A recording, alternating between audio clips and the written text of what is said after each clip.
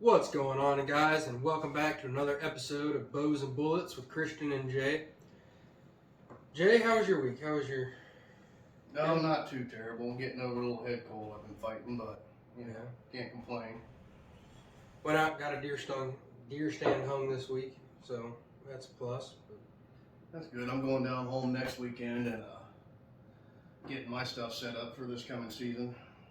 Getting the batteries changed in my feeders and everything. Checking on my tree stands, making sure they're still secure and everything, all that stuff. Needs to be done every year. Yeah, unfortunately, you can't just hang it and go. It's safety and all that. Don't want to fall out of a tree, but so today's topic, we actually had one of our people on our Facebook group, which if you haven't checked that out, guys, head over and check that out. But had sent in a request for something they wanted us to discuss is hunting the wind, how to hunt the wind, and scent eliminator products. Do they work?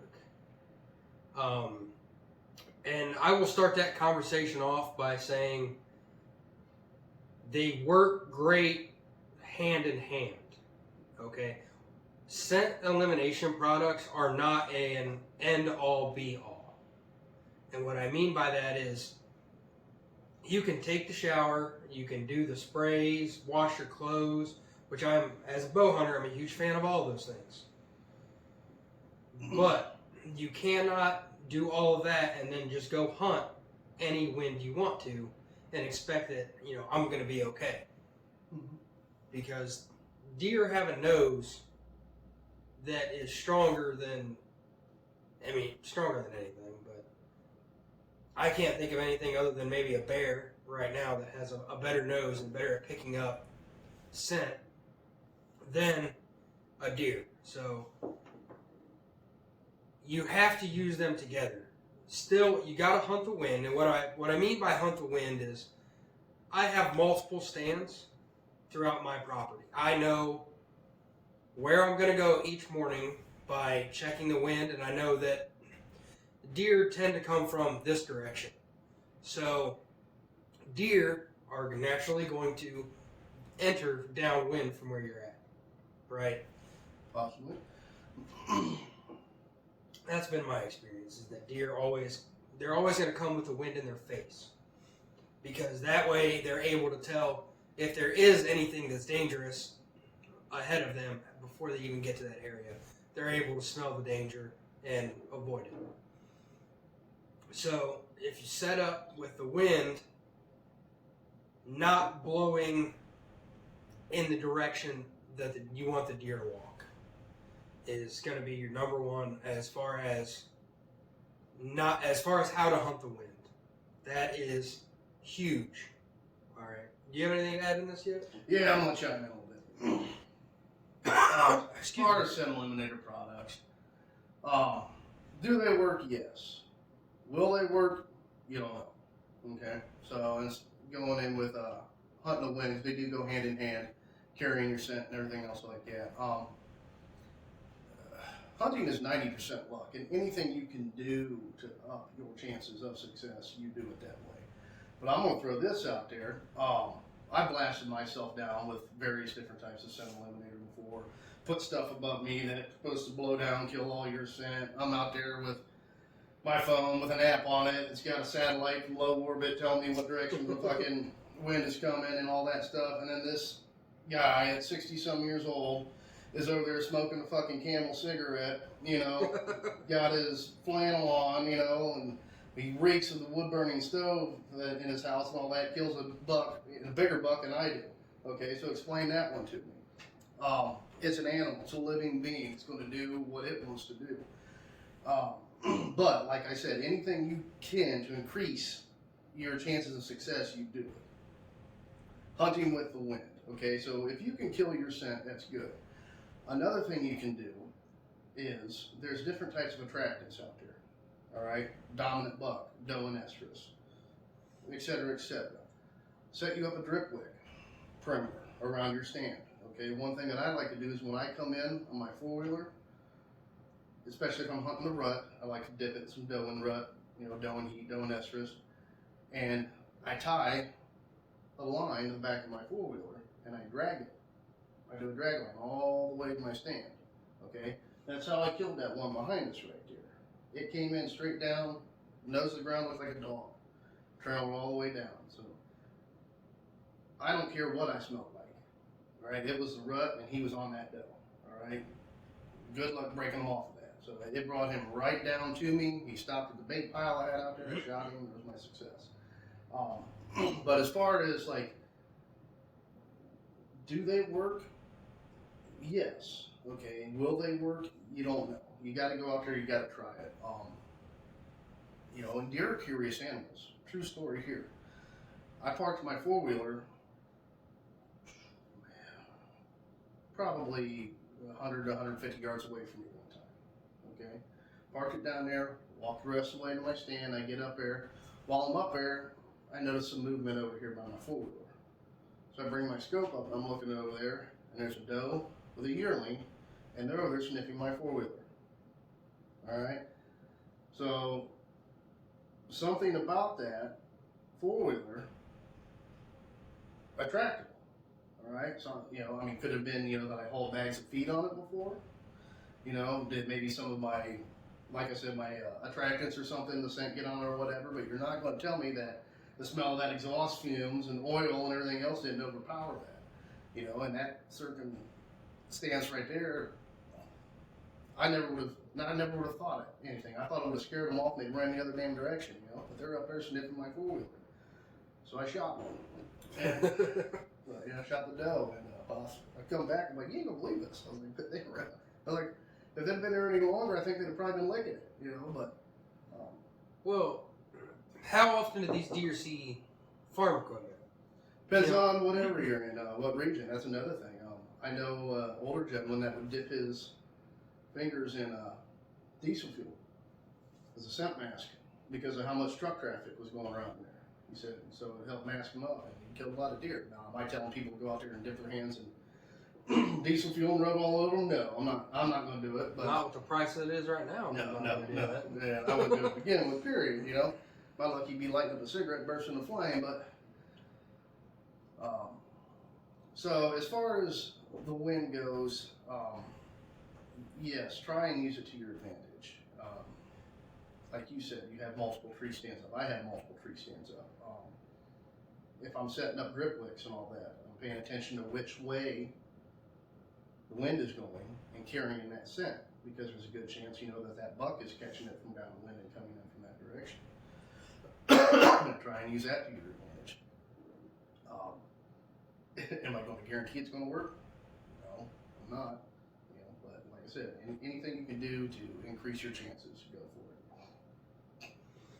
Well, one thing I like to do when it comes to wind is anybody who's, you know, if you followed any of the big name guys that out there hunting shows, they'll tell you thermals are a big thing. I like to find that area where and I'm sure you've seen it before, but no matter what you do, the wind swirls. It's just something about the way that woods grew and is set up that the wind is going to hit and swirl. Yeah, and I don't know if you noticed this, but when we went to Pennsylvania, on that bear hunt, when I stepped out of the yurt, Buddy Doug was with me, and I pointed out, the wind's coming in from my right, hitting us inside the face. I pointed out, look at the clouds. Clouds are going the opposite direction. He's like, how in the hell is that possible? If the wind is going that way, we're in a wind tunnel. All right, so like I said, you might be looking at your app and it's saying that the wind's coming from the southwest. So I'm going to sit this way, and you're like, well, what the hell? The wind's right in my face, you know? Well, it's because, like you said, you know, there's a wind tunnel there because of Mother Nature. You know, it's in a valley, you know, in a holler, the way the woods are, you know, clearing. So, yeah, get out there and figure out what's going on with it and set up accordingly. Well, one thing when it comes to those swirling winds is thermals. To me, and now granted, everything we're talking about here can vary, will vary from area to area, and it's also going to vary from archery to bows, or archery to firearms.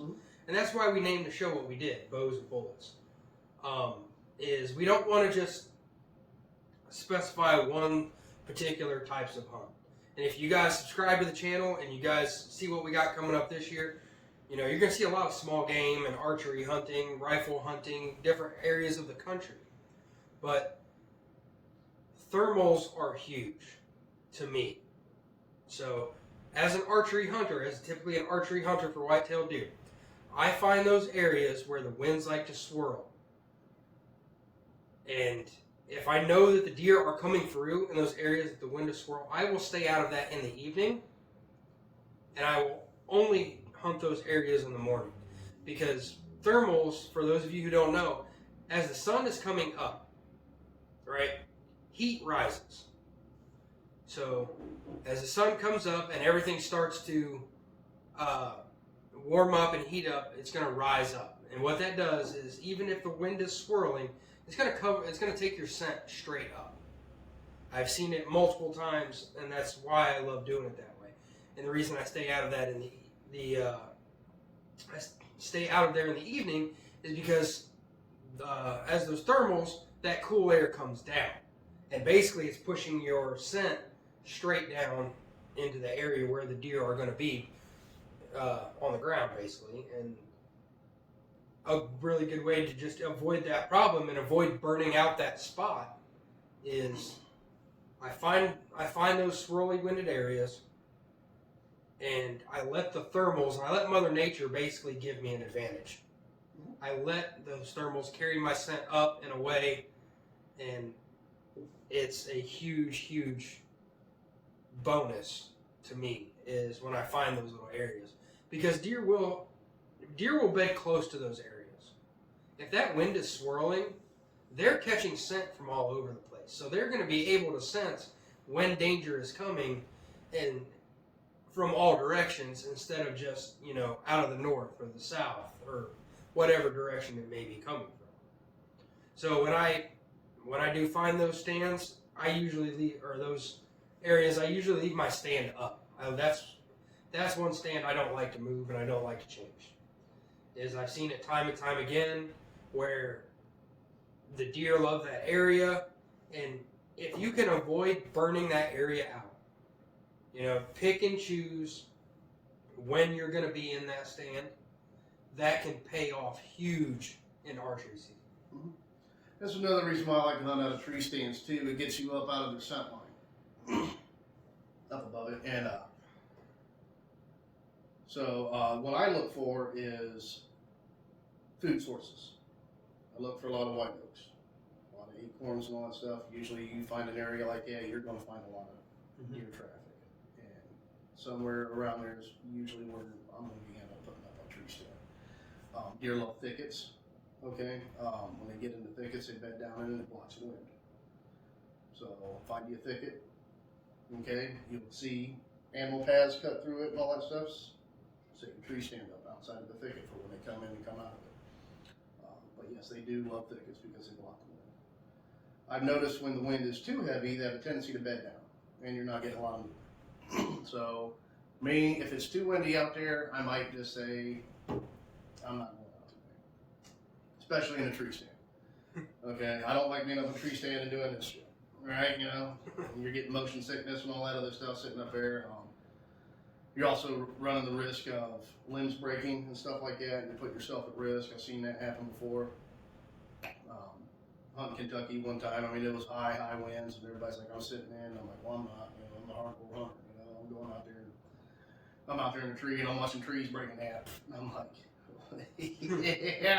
yeah, screw this shit, I'm out of here, you know, I'm not getting clobbered by a tree, but, so yeah, if it's too high, don't put yourself at risk going out there, you know, taking a tree branch right between the eyes.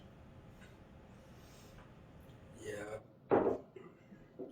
It's part of my hunt routine, as it should be everybody's. I always check the temperature and I check the wind. And I ain't gonna lie to you, I don't. Really? I don't ever check the wind. Nope, I go out there and whichever way it's blowing, like I said, I'll set up some drip wicks, do my perimeter, and notice which way that the wind is carrying that scent, and that direction gets majority of my full focus, okay, because that's the way my scent attractants are going. So if a buck gets wind of it, he's coming in from that direction. So I don't check it before I go. A lot of places I go, I don't even have signal to check it, you know, other than walking outside and figuring out which way it's coming from. But each their own, you know, it's your hunt. You know, you do it the way you want to. What works for you, what you've had luck with, I mean, you do it. Like I said, I know people older than me that have killed more deer than me and you put together that don't do any of this shit at all. They just get out there, you know, and they got a cigarette in their mouth, you know, and oatmeal cream pie out there, and they're like, oh shit, and they shoot one.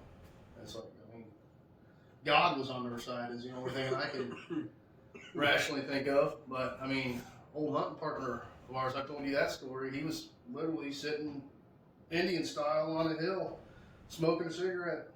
Deer walked right behind him. He shot it with a hand on his mouth. He's like, oh shit, imagine that. Boom, shot it.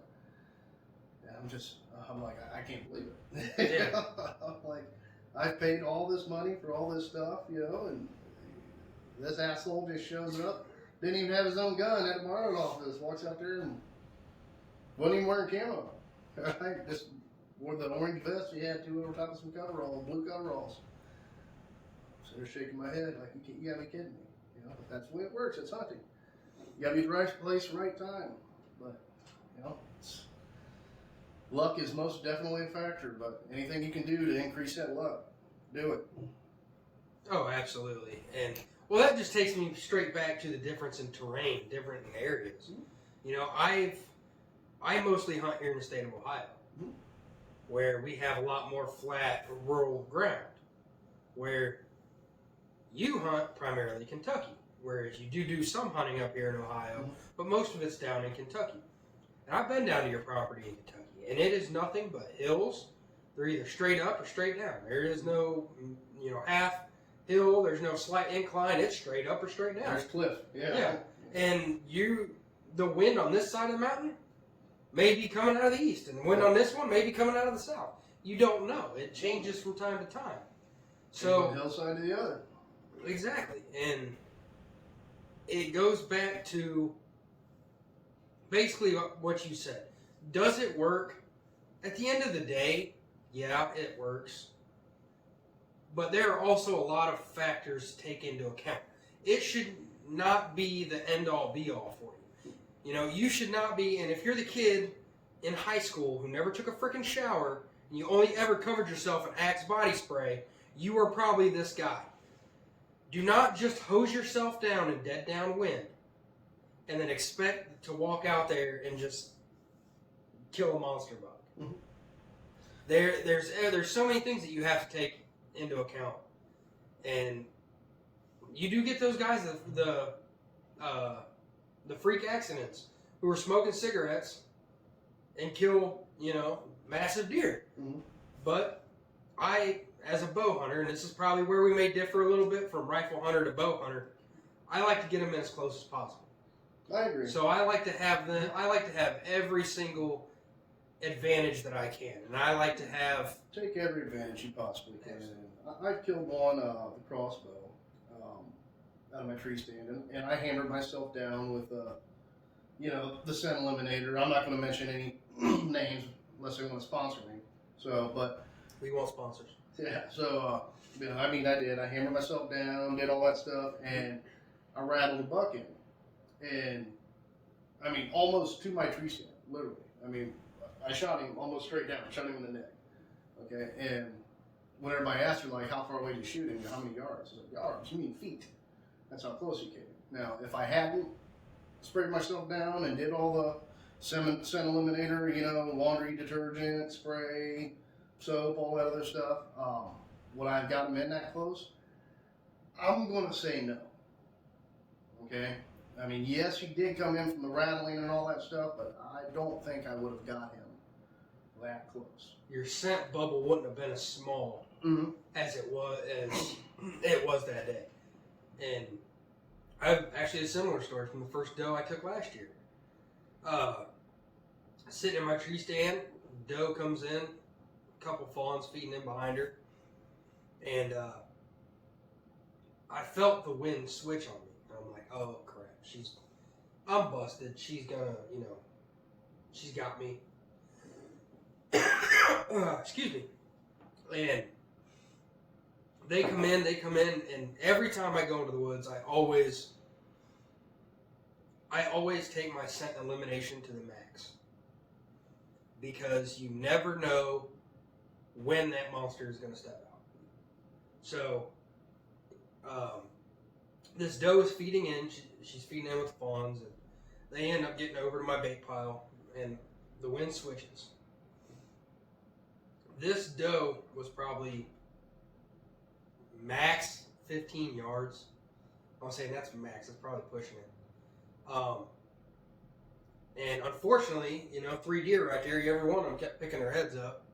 And I was sitting in the perfect tree, but unfortunately, that perfect tree would not let me go up the full 20 feet that I like to be when I'm sitting in a tree stand. Mm-hmm. So I was sitting more at like 15 to the seat of my stand. And that's where I like them, actually. 15 feet, yeah. You get too high up there and your angle of your shot gets more severe when they come in. And, the main reason that I like hunting out of tree stands is just to get me out of that line of scent. And the tree stand that I hunt out of down home is only 13 feet up there. And I can't tell you how many I've shot out of it, to be honest with you. I mean, various different places, so I moved it throughout the place, but I mean, it's perfect. And then I've got some that are 15, 17 feet. I've never got the ones that are 20 feet up there. Really? Yeah, and that, because I get up that high and I start getting seasick too. And I'm like, ugh. But, to get you up there out of that line of scent. But yes, I mean, the higher you get up, I mean, your field of view increases too. From the undergrowth and all that stuff down there. But I've never needed to get full 20 up there. I know one guy that would buy multiple tree stands just for the ladder rungs and just keep shoving it up there. And I'm like, man, you ain't gonna be a skyscraper length up there, man, but whatever. But yeah, I mean, if you like 20, go for 20. Me, 15 is perfect for me. It's absolutely perfect. And like I said, get you some drift wicks out there. Drop these, if you're in a state that allows baiting, put a feeder out there. I used to have gravity fed feeders. Now I do the battery operated time feeders, and those are the cat's ass, man. I wish I'd have done that years ago, but I'm cheap. So I was like, I'm not forking out the money for this shit when I can just get a 55-gallon drum and cut some holes in it. And put some corrugated tube on the bottom. Look at that. And then I got the time feeders, and I'm like, I've been living a lie. This is awesome. So we just got my son one. This will be the first year he's going to have one. And one of these years we'll get him on the show. And after he gets a little more maturity, he's became quite the hunter over the years, and it took a while. I mean, he was stubborn, but As it does. So what else are we going to discuss on here? Any more about? We basically covered. I mean, I think we really covered wind and scent products, but Yeah, as far as wind goes, you can't control the wind. That's God's plaything. So He's going to do what He wants to do with it. You can just try and use it to your advantage, and I do mean try. Yeah. It can aid you. It can also damn you. Yeah. I really can't come up with a scenario that I can think of my years hunting where the wind has actually damned me. Okay, like I said, it's aided me quite a bit especially with attractants, especially with feed. Okay, you get some of that feed that is mixed with like persimmon, apple. You know what I'm saying? Get that scent out there. Deer love sweet stuff. Oh yeah. So they got a sweet tooth. They'll come in and eat on it. So try and use that to your advantage, especially during a rut. I'm not going to speak for any one type of product, but find you a doe and estrus out there during the rut and go for that. Pre-rut dominant buck worked a lot for me. And try and rattle them into, because that wind will carry noise. Oh yeah. Remember that too when you're in a stand. The wind carries noise. So if you're sitting there, kicking your tree stand or something like that. I know my son scared one off one time. He picked his gun up and he set it down on the rifle rest, and she, boom, there he goes. What else now? Well, From there, I think season's right around the corner, man. It is.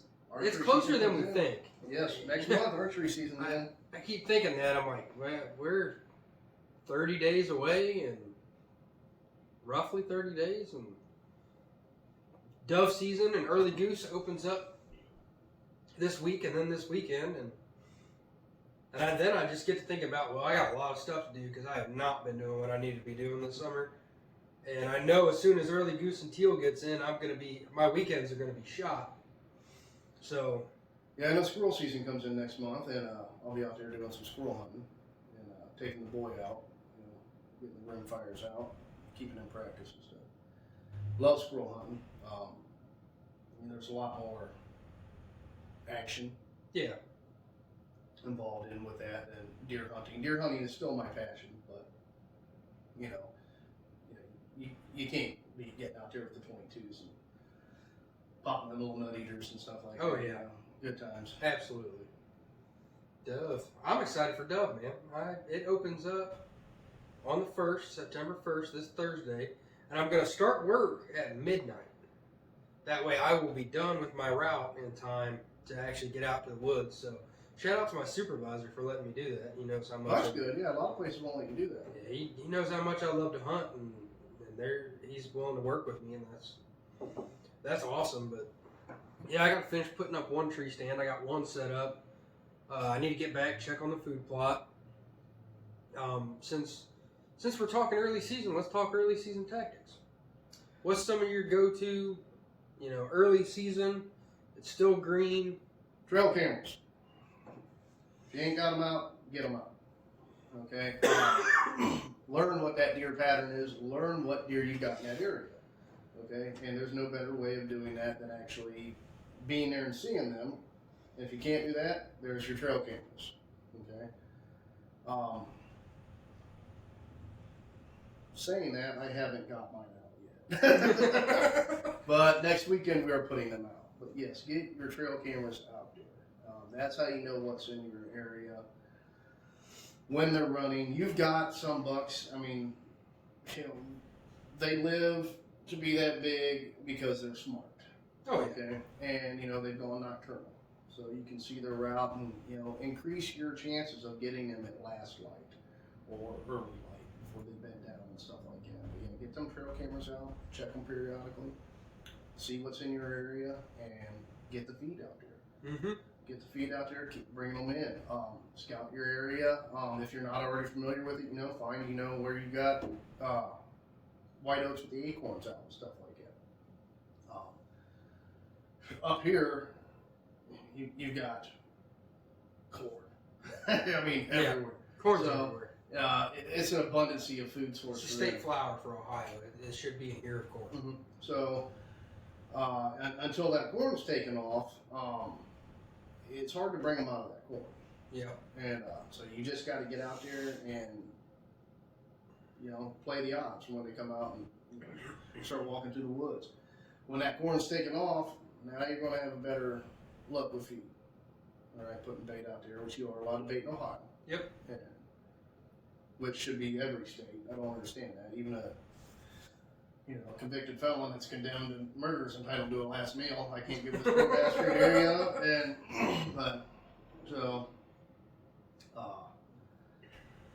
Like I said, just get out there. That's the biggest thing right there. Get your trail cameras out, look them over, find out what's in your area. You will get them to come in. So when you set your feed up, your feeder, whatever you got, get your trail camera over here, facing it. Okay. I do not like to face them east or west. I found out as the rising and setting sun's coming up, yep, it will actually trigger your trail camera, and you're like, wow, I got 1,200 photos on here, and it's 1,200 photos of shadow, yep, from the sun coming up. And just go that route on there and see what you got. Go out there and good luck trying bagging. Early season, I like to stick with does. Now don't get me wrong, I'm not going to pass up a shooter buck on opening day because it's opening day. I'm not that guy. I grew up hunting state land, and I know how rough hunting can get, and if a deer of that caliber walks out in front of me, I am going to shoot it. I don't care if it's the first day or the last day.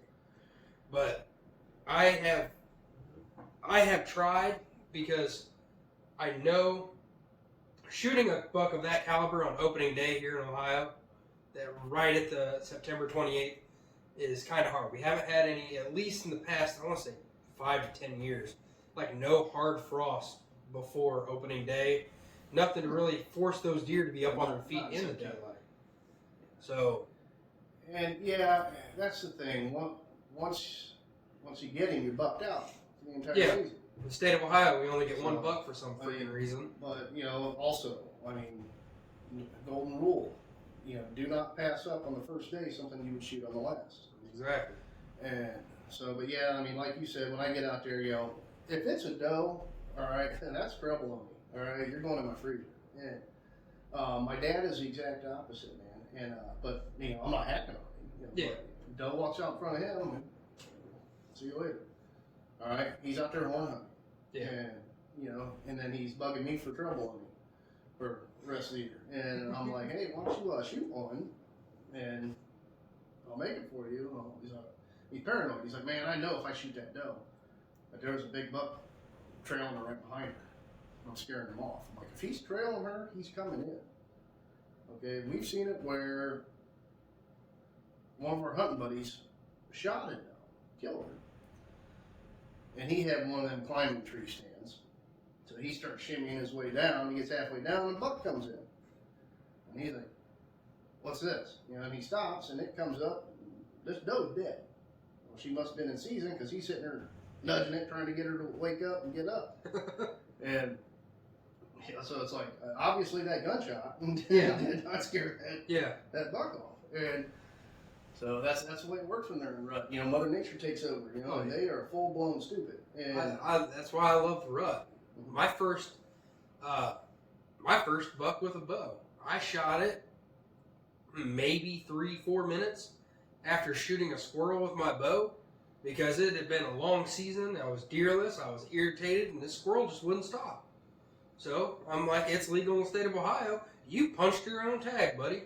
They sound like an elephant in the woods, don't they? Oh, they do. And when that arrow smacked him and went and hit the tree, it sounded like someone set off a 50 caliber muzzleloader in the middle of the woods. And after that, I'm sitting here thinking, man, that was stupid. I ain't gonna see nothing. My day is over. I might as well climb down, go home, get warm, and like I said, 3-4 minutes later, he was in the same woods. He had to have been within earshot of that, that loudest smack I've ever heard in my life. And he come in, nose to the ground, just didn't care I was there, didn't care about the noise, and ended up 20-25 yard shot, just tethering him. And it was, I don't know, I guess somebody was smiling on me that day, but it was. I was going to crossbow hunt one time, and I was up there, and my uncle and his son come in squirrel hunting right behind me, okay, and didn't know I was out there deer hunting, obviously, but I'm sitting there watching them laughing. But they're back here, squirrel hunting. Well, they jumped a deer. I could tell it was a buck. I'm like, oh man, you gotta be kidding me. That's how my luck works. So I sat there and waited. And they left. They went back home. That deer came back in. He didn't run off.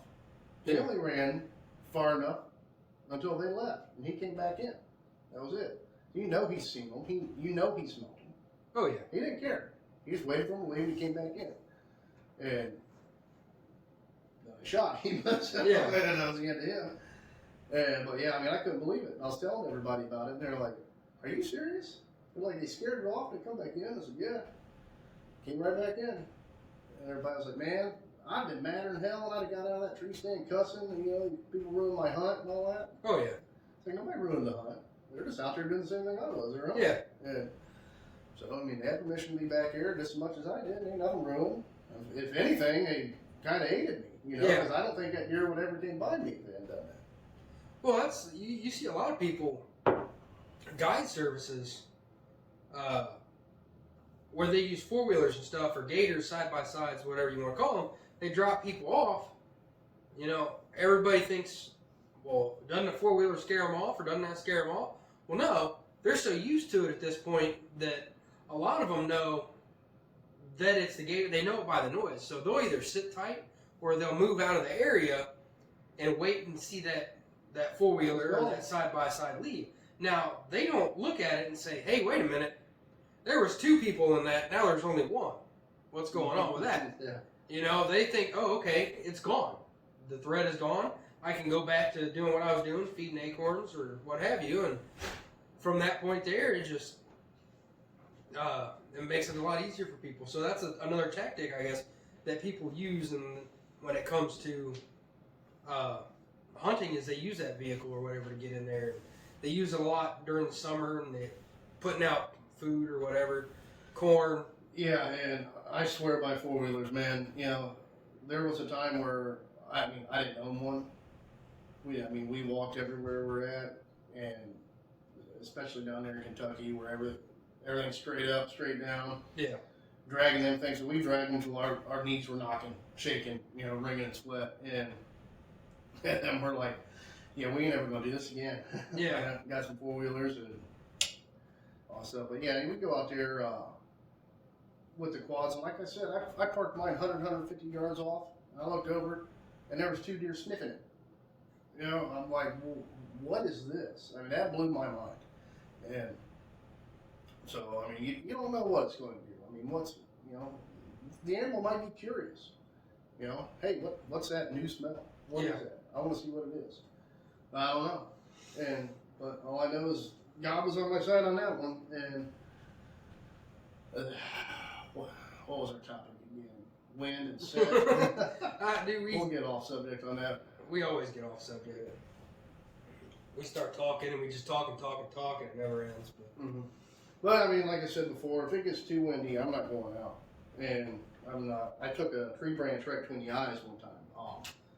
Be careful with that, when you set your tree stands up. Look, see if there's any dead limbs up in that tree. I found out the hard way on that one. About that big around limb fell out one. I heard it. I heard that crunch, crack, crack. I looked up, smack right between the eyes. Man, I had 2 black eyes. I still got a scar right here on my nose from that shit. And but I used to do CCW classes back then. So the next day I had a CCW class, and I had to go there with 2 black eyes and a busted nose. Do a CCW class. So that's another thing to be careful about. When you're up in a tree, and it gets too windy, get out. Yeah. Okay. You don't want to be up there and them limbs start breaking off and hitting and all that stuff. Yeah. I've had a couple close calls hanging tree stands. And this actually seems like the perfect time since we're talking about preseason and early season. Talk about tree stand safety. Change your straps out on your tree stands, okay? And I know I am bad about this, but if you don't get up there and change those straps every now and again, eventually the day is going to come where you're up in that tree stand and you're going to end up falling 20 feet to the ground if you're not wearing a harness or a safety line. And I don't know about you, but I really like to hunt out of hang-ons. I'm a huge believer in hang-ons, and I always use a lifeline with my hang-ons. I'm bad about not using them with ladder stands. I don't know if it's just because... That's everybody. You get a false sense of security. A lot of your ladder stands have the shooting rail that folds up, and it gives you, like I said, a false sense of security sitting up on there. That's all I hunt out is ladder stands. I've used hang-ons. I didn't feel comfortable with them. I like 2-mans. I like my elbow room. I don't like 2-mans to put a second person in. I like 2-mans for me. Yeah. And I also like the shooting rail because I can put a blind in front of it. Right. And helps conceal me. So, but like you said, and it's not just change your straps out. Inspect every year. Inspect it because that tree grows. Yeah. As it grows, it lifts your tree stand up. Okay, so you need to readjust your tree stand accordingly with it, and resettle it back down. Keep your pins in there because some people, if they go bad or something like that, and like, well, I got one on this side, not on this side. Well, as it grows, it goes like this. But yes, especially with the straps. So the straps are locked. Okay, and then you've got your support ropes, and keep them. They'll rot too. Go get some more what do you want to call it, paracord or something like that. I use a lot of that. And nylon, any ropes and all that stuff, stabilizer ropes, what I always call them. And make sure it's all safe. You don't want to get up there and fall on that thing. And I've never fallen out of a tree stand, and I almost did when that limb hit me, but thankfully I didn't. But that's another reason why I like ladder stands. I like that extra bar around me and all that stuff. And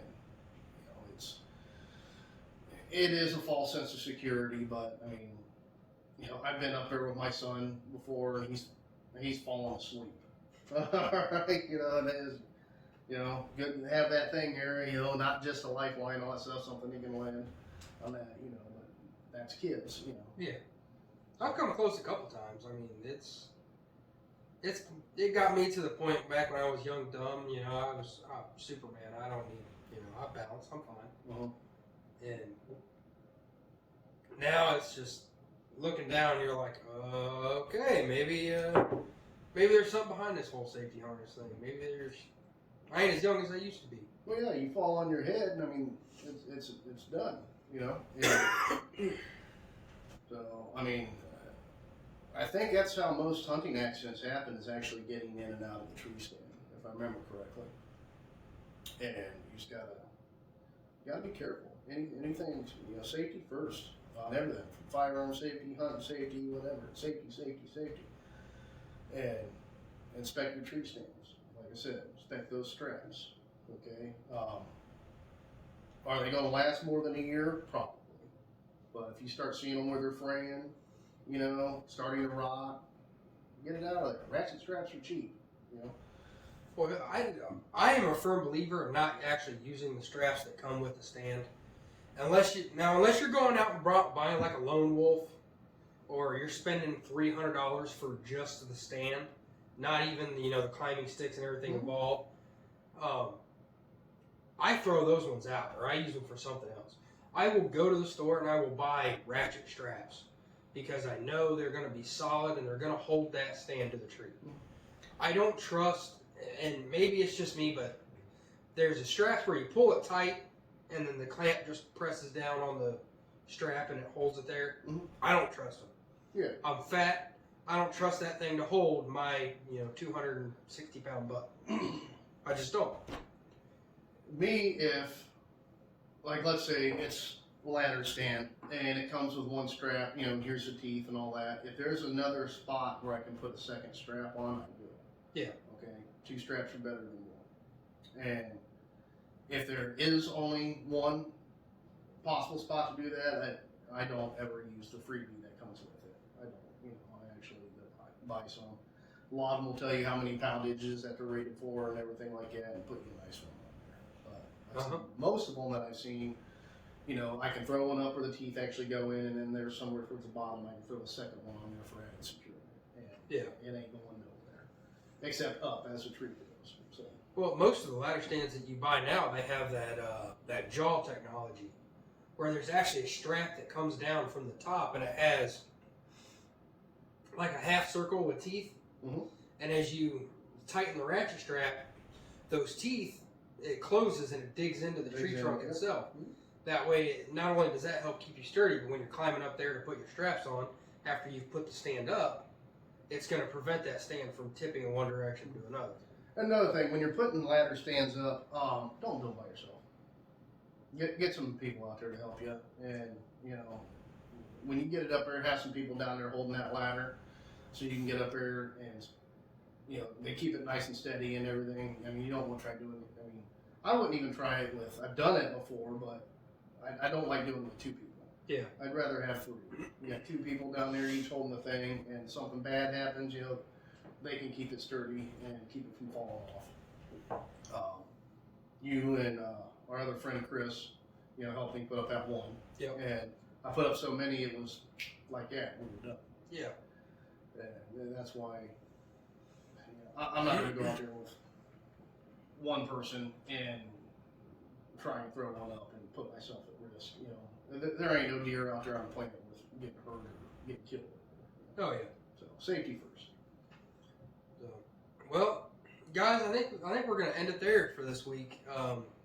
So you're going down to Kentucky this weekend? Yep, this coming weekend we'll go down there. We got to get stuff set up. Uh-huh. And I don't want to say procrastinating. We've just been so busy. Yeah. And the whole family as a whole. And we want to get down there and get this stuff set up, or it's going to be right on top of us, and we no preparing at all. Which we've done that before too. You go on hunting blind, and sometimes that's the funnest. Yeah. And sometimes you go down there. I mean, sometimes it's disappointment. And I hate to say it that way, but when you're sitting there all year long, trail camera and everything, you see these big bucks, and then you go down there and you don't see them. Yeah. They know deer season's there, and they're like, well, I say you out there that morning shit on, asshole. I'm not coming out. I'm just going to lay right here and eat these acorns, and you don't see any of them. But, I mean, get out there, have a good time, be safe. Yep. And we'll let you end the show with your little saying that you always do. All right. Well, guys, if you want to follow us on social media, go ahead and follow us. We are on TikTok, Facebook, and Instagram. All of it under Bows and Bullets Podcast, the web show. Make sure you subscribe and like on YouTube if you guys really like it. We have microphones and everything coming, so I know the audio isn't great right now, or on the previous episodes. However, we don't have sponsors. We're doing this show because we, hopefully. And we're doing this show because we enjoy doing this show. We want to pass on knowledge that we have, that mistakes that we've made, and we want to help bring that knowledge to the younger generation. So if you guys really want to help us out, like, subscribe, share, get the word out, There's a couple of hillbillies that like to sit around and talk deer hunting or just hunting in general. We're going to get Jay over here on his first duck or goose hunt this year. So we got a lot of cool stuff coming down the line, guys. We have hats coming soon. If anybody wants to buy some hats, that will be linked here.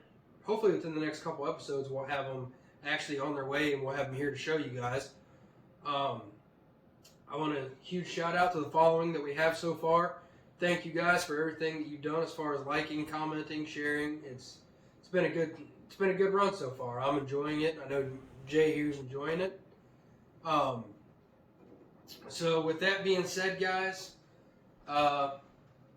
sit still, shoot straight, and we'll see you on the next one.